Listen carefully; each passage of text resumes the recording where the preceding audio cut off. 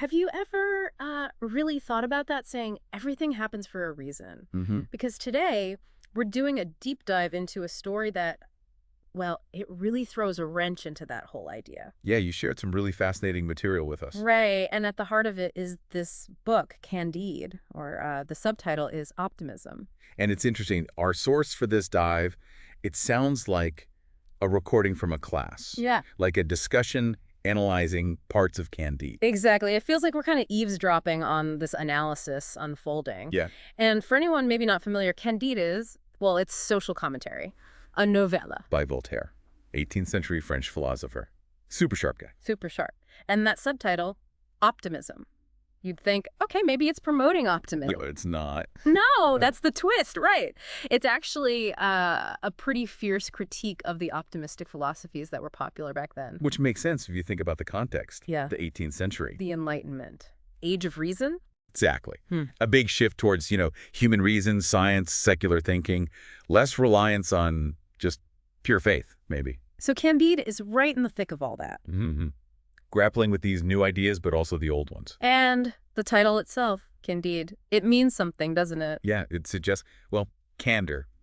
Innocence, maybe? Naivete, perhaps, like someone not cynical. Definitely not cynical. So you pair that innocent character with the subtitle optimism. And you can almost feel the clash coming. Like there's an irony set up right there. Oh, totally. And then there's how it's published, 1759, Right, and you mentioned this was interesting. It came out in 3 places at once. simultaneously. Yeah. Different editions, different locations. Yep. Which suggests, Yeah. well, they were worried. Because the ideas were controversial. Very. Challenging religion, challenging the powers that be, standard Enlightenment stuff that got people in trouble. So Voltaire didn't even use his own name at first? Nope. Used a pseudonym from the German of Dr. Rao.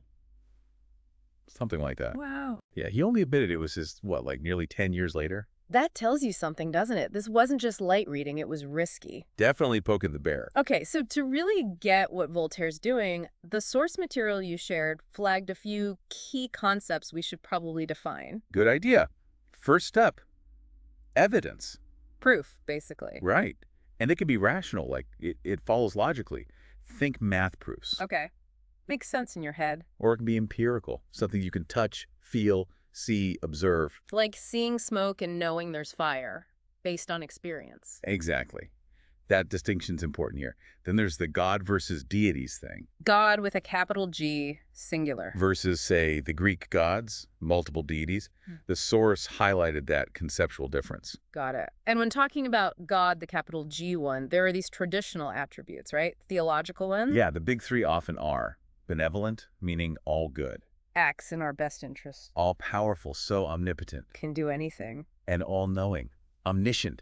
Knows everything. Okay. So good, powerful, knows all. And that setup leads directly to the problem of evil. Ah, yes. The big one. If God has all those perfect qualities, Mhm. how do you explain evil existing in the world he supposedly created? Seems like a contradiction. Totally. And it gets broken down often. There's natural evil, earthquakes, volcanoes, disasters. That just happens. Nature. And then moral evil, Hmm. the bad stuff humans do. War, murder, cruelty. Okay. So the big question Candide seems to wrestle with, based on our source, Mhm. is how can this perfect God allow all this awful stuff, both natural and moral? Exactly. And Voltaire doesn't just debate it abstractly. He puts it into the story's structure. Candide is a journey. A classic literary device. Right. Characters moving around. Sometimes it's adventure, sometimes self-discovery. But here it's maybe more philosophical. Yeah, very much a philosophical journey. Candide's experiences constantly test those optimistic ideas he's taught. And this journey isn't just happening anywhere, anytime. The lecture mentioned the historical backdrop. Huge. You've got the Glorious Revolution in England behind them, and the French Revolution is on the horizon. So a time of massive change, upheaval. Absolutely. People questioning authority, questioning old structures. Candide's skepticism fits right in. It also connects to this tradition of travel writing, doesn't it? Yeah, the source brought that up. Goes way back. Huh. Herodotus writing about different cultures. Comparing them, maybe judging them a bit. Sometimes, yeah. Pausanias describing Greek beliefs. Often these travelogues led to social commentary. And then you have things like Thomas More's Utopia, the perfect place. Right. But the lecture also mentioned dystopias, the opposite. Oppressive, corrupt societies. So as we follow Candide, you have to ask, Is the world he sees utopian, Yeah. dystopian, or something else? Probably not utopian, given what we've said. Likely not. And Candide wasn't alone. It had influences. Like Swift, Gulliver's Travels. Exactly. Swift used those fantastical journeys to satirize human stupidity, greed, Sure. very biting. And Samuel Johnson's Rasselas. Another one. A prince searching for happiness, finding it's complicated. Helps give a feel for Candide's tone. So what is Candide, genre-wise? Is it just a novel? Well, the source pointed out it's not quite a traditional novel, or roman, as the French call it. Okay. It's often called a philosophical tale. Yeah. Like a fable, maybe, with a point to make. And definitely a satire. Oh, absolutely. Yeah. Ridiculing people, institutions, ideas. But the lecture said it's indirect satire. What does that mean? It means Voltaire isn't just telling you optimism is dumb. He shows you. Through Candide's ridiculous experiences. Exactly. He piles on the misfortunes, makes them absurd. The reader connects the dots. The absurdity itself is the critique. It's subtle, in a way. More showing than telling. Precisely. And a key theme that comes out of this journey is the clash between theory and practice. Like the fancy philosophical ideas versus... Versus messy reality. Do people live up to their ideals? Does the world match the neat theories? Voltaire seems to be saying, not really. Through Candide's suffering, yeah, he really hammers home that gap. Okay, so let's really dig into this optimism Candide was attacking. Who are the main guys pushing this best of all possible worlds idea? Right. The source mentioned a few key figures. There was the Earl of Shaftesbury. Shaftesbury? He believed humans were inherently good. The universe was basically benevolent.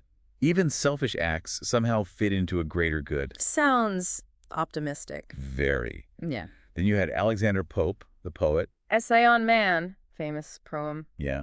His argument was sort of, look, things might seem bad to us, Like evil, suffering. but it's part of a bigger, perfect, divine plan we just can't see.